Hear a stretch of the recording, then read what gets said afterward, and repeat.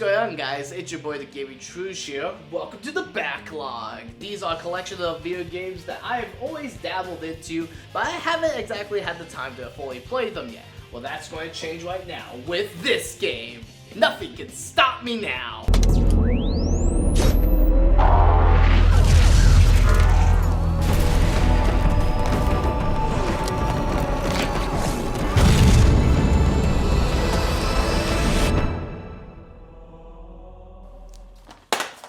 Okay, we're going to talk about Halo 3.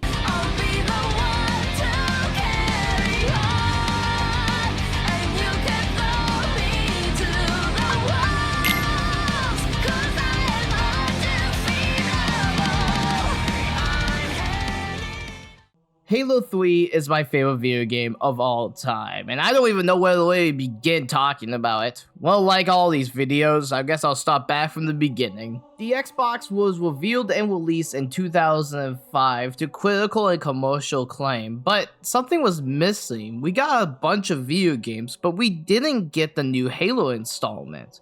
At the time, this was very complex and very weird to so many people. But it wouldn't be long until we got some news about the feature of Halo. We cut to E3 2006, and Microsoft actually had a pretty solid showing here at E3. They showed off what Xbox Live was going to be, they showed off Sonic 06, which is funny in hindsight. They showed off a new Fable, one of the best RPGs ever made, Blue Dragon, and ending the show off with a banger. As we walk off stage, I think there's something that'd be fun to show these people. We got a little in-game footage of one of the games. Probably they'll recognize it. So let's let them take a look at that. Right, go ahead.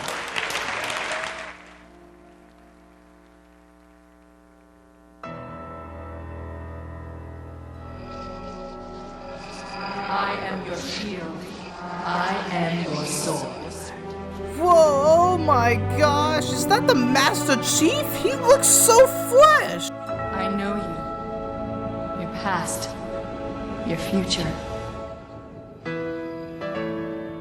Oh man, this is getting exciting. This is getting exciting.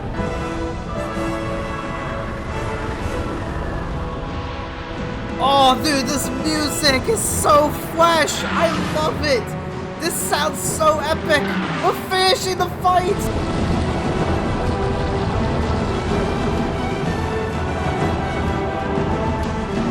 Whoa, what is that? What is going on? Woohoo!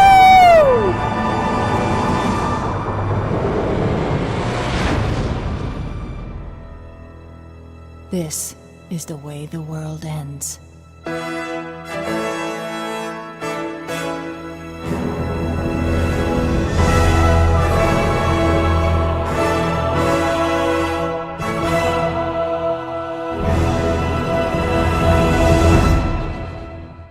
Holy cow, Halo 3 just had the best marketing with one of the best TV trailers in my personal opinion. Seeing Master Chief on the battleground with the kids' voices saying, "Will we ever meet them?" triggered my imagination in more ways than one. And I honestly thought that this was a live action production, but no, this was all animated and it looked beautiful, and I still think it holds up to this day. It was also the I Believe campaign that was also airing around this time, and honestly, I remember this basically freaking me out, thinking that Master Chief actually died and the war was lost. And that was kind of the vibe that they were going for, and I think they achieved it. And the folks at Bungie wanted to improve away what's most considered to be perfection in the first-person shooter genre, and trying to battle yourself is already a challenge as it is. They didn't want to pull another Halo 2 out and basically have to get it to the finish line with a lot of crunch. They wanted to make sure that this was the best Halo for all players. They wanted to make sure that everything was up to perfection in their minds. And here's a little fun fact for you. Because of the success and the wide amount of popularity of Red vs. Blue, Bungie actually implemented the theater mode and the forge mode so that players can basically make whatever type of short film they wanted within the Halo series, alongside them being able to make their own different types of game types and their own different types of like customized levels within the game. And that, in my opinion, is something we don't really see a lot of creatives do anymore. Yeah, so we got stuff like Super Mario Maker, but we don't get something on the level of Forge like we did with Halo 3. The hype was so real that a video went live online that went viral of a guy dressing up as a PS3, basically booing the fact that Microsoft is releasing Halo 3, and then an Xbox 360 comes out of nowhere and starts punching the crap out of the PlayStation 3. Console wars were definitely a weird time, let me tell ya. So many people were hyped for this game, even more so than Halo 2 in my opinion, because whenever I hear people talk about Halo, it's typically Halo 3 right next to Halo 2. These two games left such a big legacy on Microsoft's platform that honestly, we wouldn't even be here without them. This was a big deal for Microsoft. This was going to be the finale of a trilogy of video games, a genre-defining series finally coming to an end. Well, it's time for me to pick up my Xbox 360 controller and go back to 2007 when we had to finish the fight once and for all. This is Halo 3.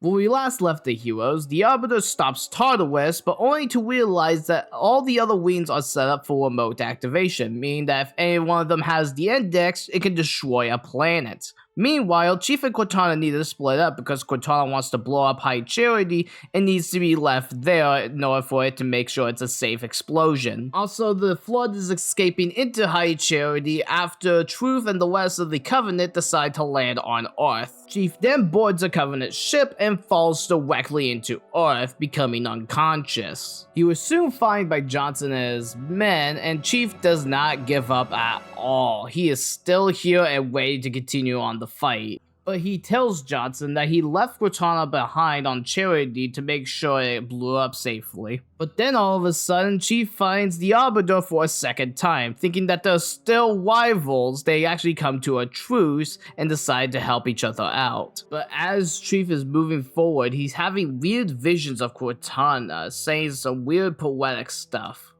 After saving Joshua from getting pranked by a brute, the game returns to one of the last bases that haven't been invaded by the Covenant yet, and eventually, bam, he's back, baby, saying some Xemnas level crap. No.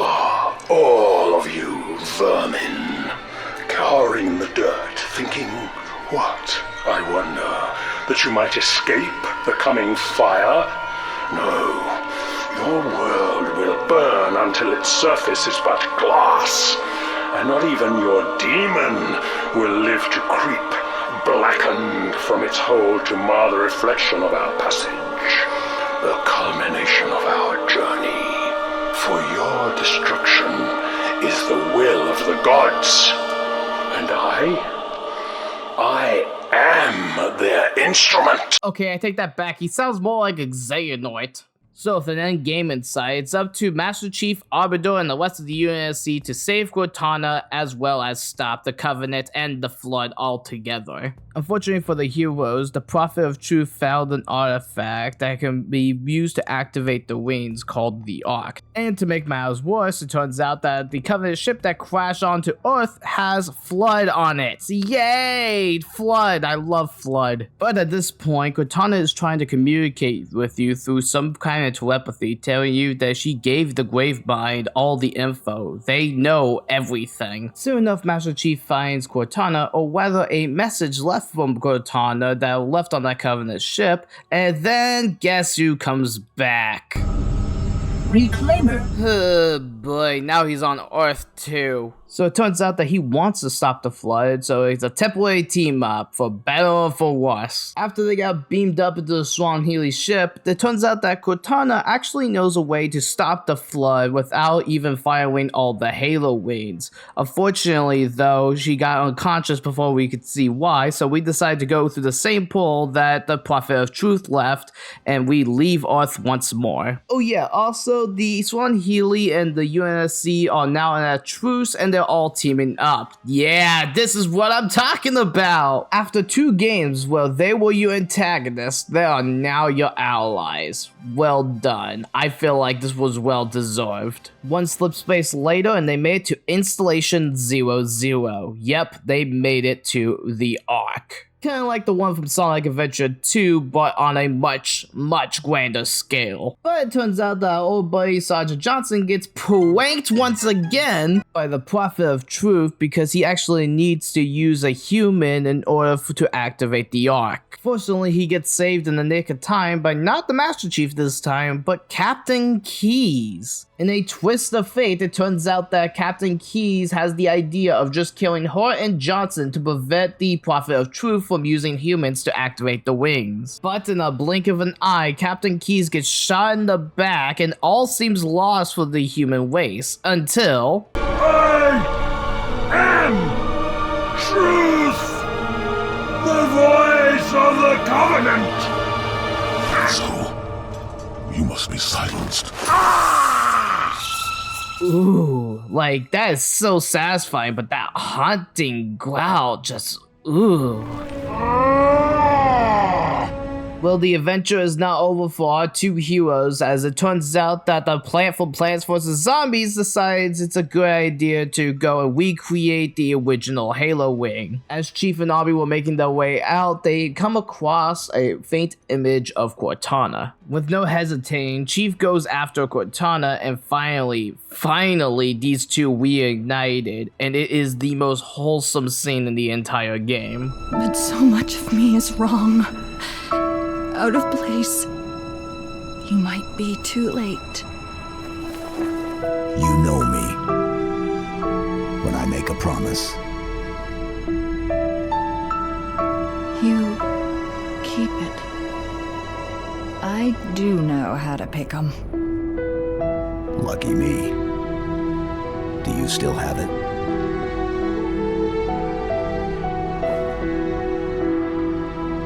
The activation index from the first Halo ring.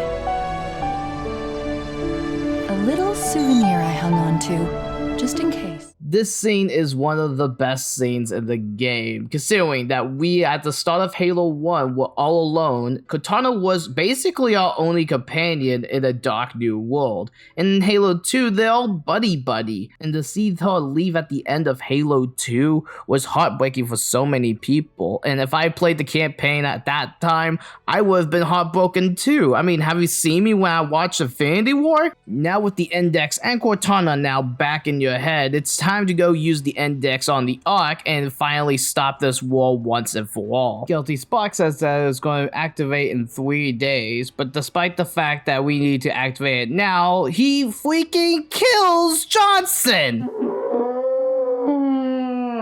Why? Why would you go this direction? I mean, is it only bad enough that we already lost one character, now we lost another character? And on top of that, his death comes out of heckin' nowhere. Oh boy, this got me so angry at him. He even shot Arby for no reason. The boy just walked in. But after 3 shots with a Spartan laser, we finally say our farewells to Johnson, escaping in one of the most climactic ways possible. I touched upon this in the top 5 favorite video game soundtracks video, but to reiterate here, the music sets the mood perfectly. We are ending the fight once and for all, and the escape is just so beautiful. In one fell swoop, the Master Chief and the Arbiter finally make it onto the ship, the Forward Unto Dawn. But as they are taking off, the ship breaks into half, leaving one half landing back on Earth, and the other half being sucked into space. In one final gut punch to the player, it turns out that Master Chief was actually on the spot that got lost into space, leaving everyone on Earth thinking that the Master Chief died. Our story ends with humanity finally coming to a truce with the song Healy Waste, officially ending the war. And you want to talk about wrapping things up in a nice little bow, the Arbiter is now the Captain Arbiter now, as they set sail for new adventures. After the credits roll, it turns out that Cortana sent out a distress beacon, but they don't know when they will actually be able to reach anyone. So, Master Chief leaves the players and Cortana with this. Wake me when you need me.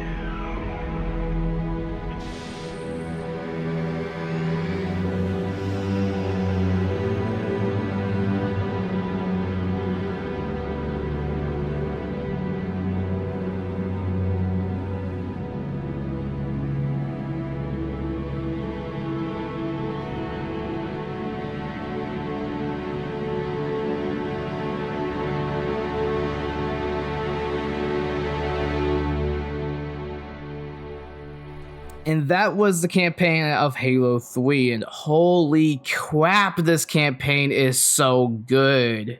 Personally speaking, what makes the Halo trilogy just so beautiful is the fact that it all connects in some sort of way. And you know what? I don't think it's too far-fetched for me to say that I feel like other first-person shooters haven't really reached the same heights as the Halo franchise when it came to its single player.